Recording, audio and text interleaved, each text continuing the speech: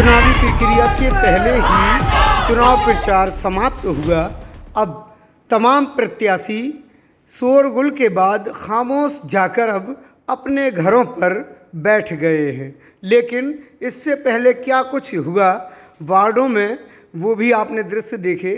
लेकिन जब चुनाव प्रचार समाप्त हुआ तब हमारी संवाददाता आयशा परवीन ने बजरिया वार्ड नंबर 1 वार्ड क्रमांक 31 की प्रत्याशी समाज सेविका जिया रहमान से बात की।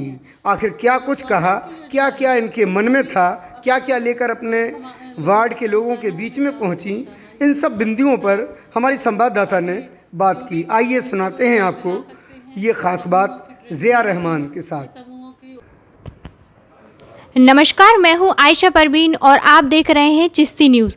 जाहिर सी बात है कि चुनाव की प्रक्रिया चल रही है और प्रत्याशी घर घर जाकर एक एक वोट की मांग कर रहे हैं। हमारे बीच मौजूद है समाज सेविका जिया रहमान जी, जो कि एक निर्दलीय प्रत्याशी के रूप में चुनाव के मैदान में हैं। तो आइए बात करते हैं जिया रहमान जी से, क्या कहना है उनका। तो जिया जी, आप बताइए आखिर क्या वजह हुई जो आपको चुनाव लड़ना पड़ा। क्योंकि मूलभूत सुविधाएं तो मिल नहीं रही हैं।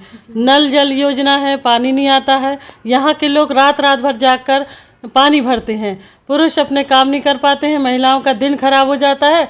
उसके अलावा गंदगी आप देखें इतनी ज़्यादा है कि नालियाँ भरी पड़ी हैं। ये तो मूलभूत सुविधाएं हैं जो इंसान को मिलना चाहिए। कि 8 साल हो गया है, 8 साल बाद भी हमारे जो वार्ड है वह वहीं का वहीं है। पार्षद जो थे, पूर्व पार्षद, उन्होंने कोई भी काम नहीं किया। तो अब बदलाव चाहते हैं कि कुछ तो हो महिलाओं के लिए, बच्चियों के लिए, साफ़ सफाई के लिए। कोरोना जैसा काल हमने देखा है, उसके बाद भी हमने कोई सीख नहीं ली है ना। बच्चियों के लिए हम चाहते हैं कि उनको, जो बच्चे ड्रॉप आउट हैं, उनको एजुकेशन से जोड़ा जाए। महिलाओं को रोज़गार नहीं है, घरों में गंदगी है, उस गंदगी की साफ़ सफाई की जाए। उनको घर बैठे छोटे मोटे रोज़गार दिए जाएं, जिनसे उनको स्वरोजगार की योजना जो सरकार की चल रही है उनसे जोड़ा जाए। और जो ड्रॉप आउट बच्चे हैं उनको विद्यालय से जोड़ा जाए, कैसे वो अपनी एजुकेशन को पूरा करें। जो बच्चे फ़ीस नहीं भर पाए हैं, बहुत से बच्चे इंग्लिश मीडियम में पढ़ते थे, आज वो घरों में बैठे हैं। तो इन सारे इश्यूज़ पे महिलाओं का फोकस होना चाहिए। और आप ये देखिए कि ये महिला सीट है, ओबीसी महिला सीट, और एक भी प्रत्याशी महिला फील्ड में नहीं दिख रही हैं। पुरुष सबसे आगे हैं, न कहीं बैनर पोस्टर पे उनकी फ़ोटो है। जब यहीं से शुरुआत ऐसी है तो वो काम क्या करेंगी। जी, यहाँ के वार्ड वासियों का कहना है कि उन्हें रात भर जागकर पानी के लिए भरना पड़ता है। मतलब वो लोग रात भर जागते हैं तब भी उनको पानी नहीं मिलता है। तो आप इसका क्या निराकरण करेंगी। तो सबसे पहले तो नल जल योजना के लिए 15 दिन के अंदर मैं कोशिश करूँगी कि उसको इम्प्लीमेंट किया जाए। और सफाई के लिए कि जब नगर पालिका सफाई की व्यवस्था कर रही है तो उसको क्यों नहीं इम्प्लीमेंट किया जाता है। नालियाँ भरी पड़ी हैं, कीड़े बिलबिला रहे हैं, पूरे वार्ड में गंदगी का आलम है। जिया जी, जैसे कि देखा है कि मुस्लिम समाज में अधिकतर महिलाएं सामने नहीं आती हैं। काफ़ी लोग एजुकेटेड नहीं हैं, तो इस वजह से भी वो सामने नहीं आते। और बहुत से लोग एजुकेटेड भी हैं, उसके बाद भी वो घर पे रहते हैं। तो आप कैसे बाहर निकली, आपको मतलब कैसे आपने सोचा कि आपको चुनाव लड़ना चाहिए। क्योंकि मैं सोशल फील्ड से हूँ, मैंने कॉलेज में भी पढ़ा है, मेरी एजुकेशन एमफिल हिस्ट्री है, डीएड बीएड सब है, AA। और ये लग रहा था कि कहीं ना कहीं हमारी जो कम्युनिटी है बहुत पिछड़ रही है। कम्युनिटी के सारे लोग बहुत पिछड़ रहे हैं, उनके बीच जाके क्या काम किया जाए, अवेयरनेस कैंपेन किए जाएं। और बहुत से ऐसी चीज़ें हैं, क्योंकि हम तो शादी के पहले भी सोशल फील्ड में बहुत एक्टिव थे, उसके लिए राज्यपाल से अवार्ड भी मिला है।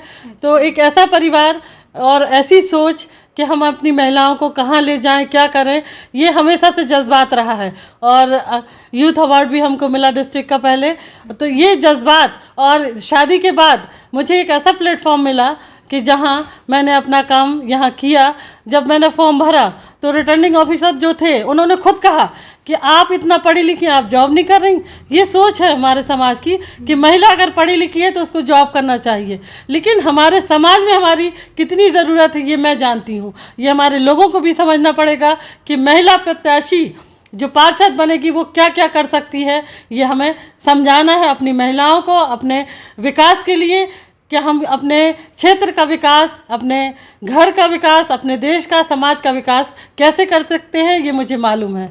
गवर्नमेंट की कितनी योजनाएं हैं जो हमारे परिवारों तक नहीं पहुंचती हैं। हम चाहते हैं कि स्वास्थ्य के प्रति भी जागरूक किया जाए।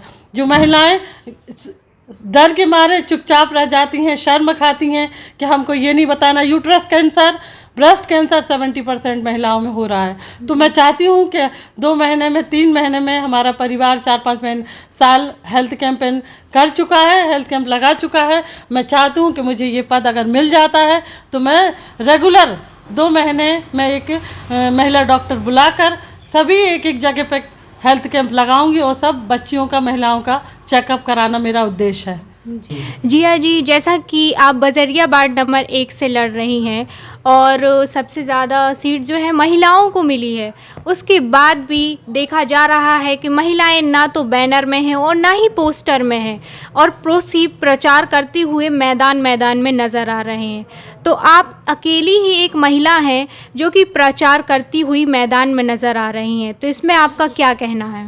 मेरा सोशल फील्ड है, समाज सेवा का मेरा उद्देश्य है।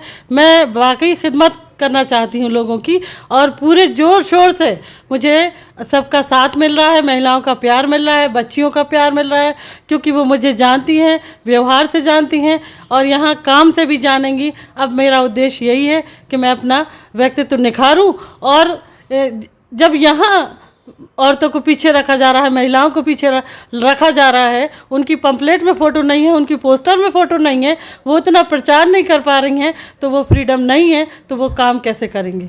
ये मेरा भी सवाल है उनसे।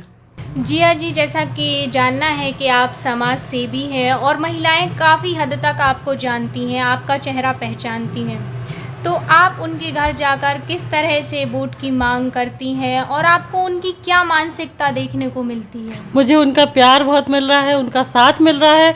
अब मेरी कोशिश ये है कि वो वोट में कन्वर्ट हो जाए, क्योंकि मुझे काम करना है और काम की तलाश में मैं निकली हूँ और मैं काम करके जानती हूँ।